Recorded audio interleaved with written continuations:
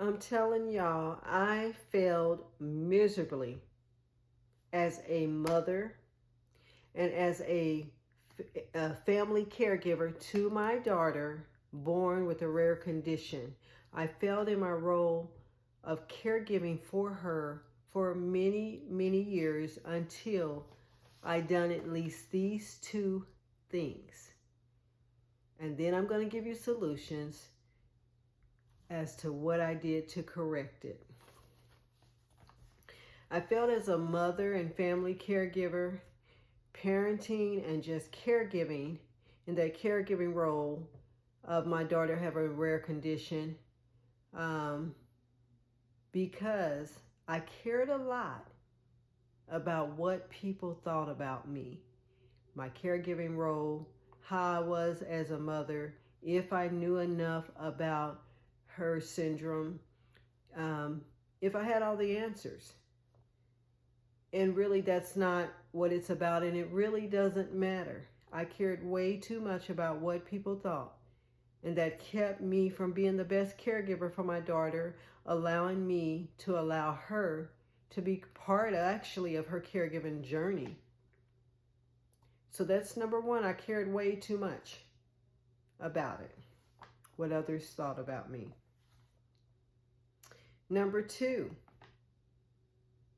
perfectionism. I was caught up in perfectionism. After I began to figure out how to care for her properly, I didn't have all the answers, but I wanted to do the best job that I could to help her reach her highest potential. And so I just went all in, which totally burned me out, which is not necessary at all. You will still get there, and you don't have to do all of that. And so falling into that trap of perfectionism, crossing every T, dotting every I, your child will still make progress.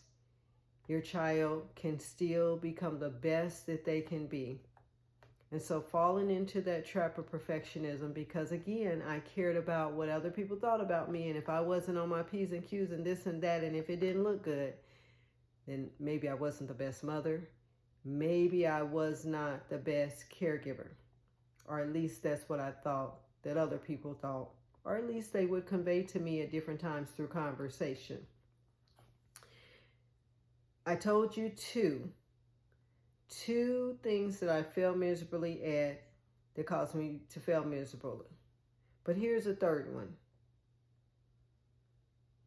Judgment. I was afraid of accepting the judgment and criticism of others about my caregiving role. And so that kept me trapped and kept me people-pleasing about what other people wanted at various times for my daughter. For example, my daughter was about 16 months not walking, and somebody said, oh, you need a wheelchair. You need a pediatric wheelchair.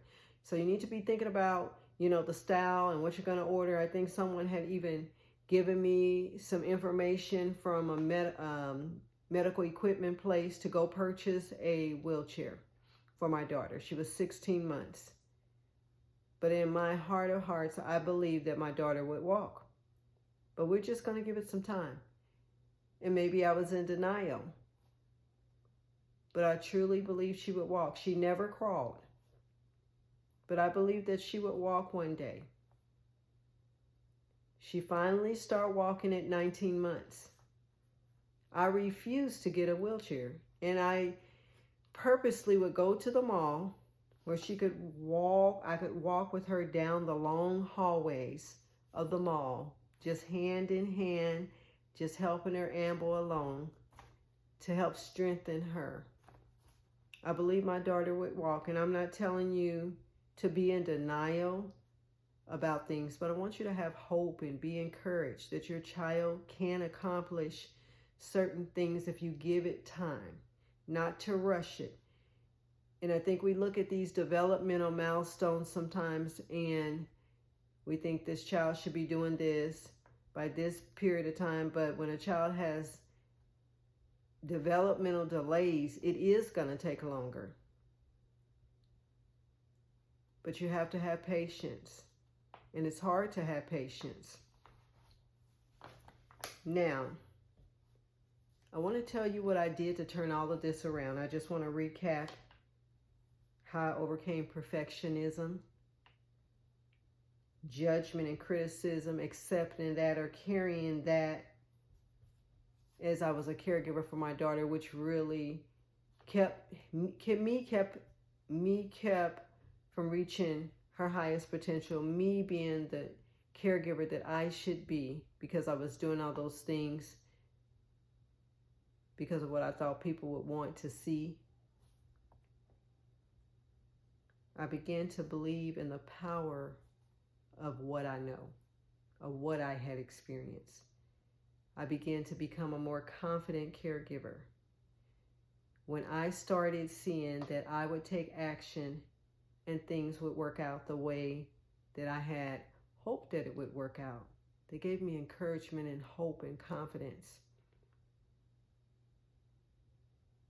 that my daughter could reach her highest potential with the information that I had, the information I was researching.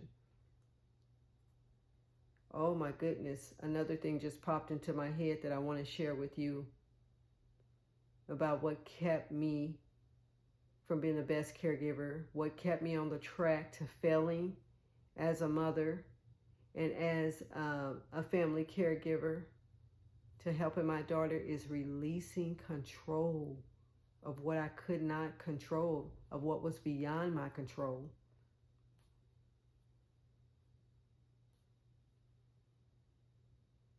I did not know if my daughter would ever walk. She was actually born failure to thrive. She was not supposed to have a good quality of life. All of that was beyond my control. When I began to gradually release fear around that and just begin to accept her how she is, not try to force her into a box of what I thought she should be, just allow time. Just work with her with where she was at, and then gradually challenging her to be a little bit more. Releasing that control.